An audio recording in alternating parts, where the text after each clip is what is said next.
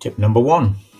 When uploading Inkscape to Cricut, check the sizes have remained the same in Design Space. On the left, in Inkscape, the size of this is 19 by 17, and as it's transferred to the Design Space, it's now 15.2 by 15.5. Simple way to fix that, remembering it's 19 by 17 that you want, go to the top ribbon, make sure it's unlocked there, and change this to 19 and change the height to 17. All done. That will save a lot of wasted effort. Tip number 2. Move the cuts away from the top of the mat and use more of the sticky part of the mat.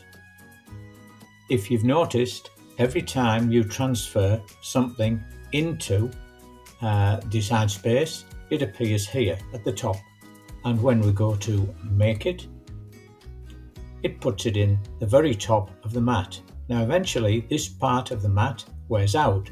You can turn the mat right round and then you'll wear the other corner out.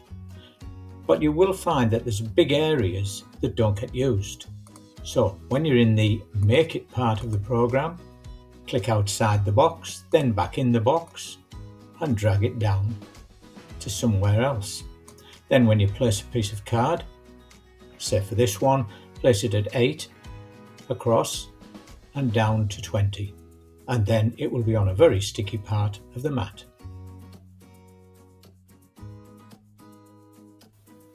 Tip number 3. Have your mats lost the stickiness? There's one easy way to do it. Lots of other ways where you can put re-glue, but this is the quick fix. On a regular basis, as it loses the stickiness, clean it with a baby wipe. Make sure it's very moist and then scrub away the mat, and it will come back once it's dry and be really sticky. Tip number 4. Sharpen your blades after every use. Simple. Aluminium foil ball, hard. Take your cutter, press the button at the top so the blade sticks out, and plunge it into the aluminium about a dozen times. You'll find it cleans the edges and keeps it sharp.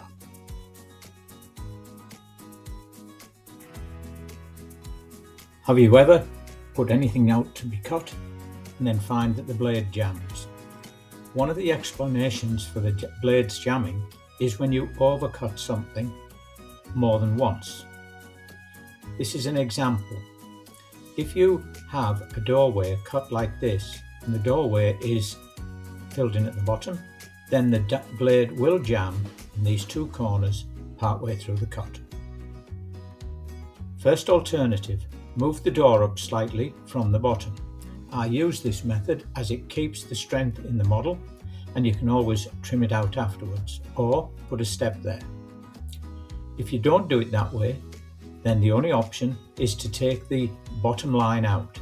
Then the cutter will trace out without jamming.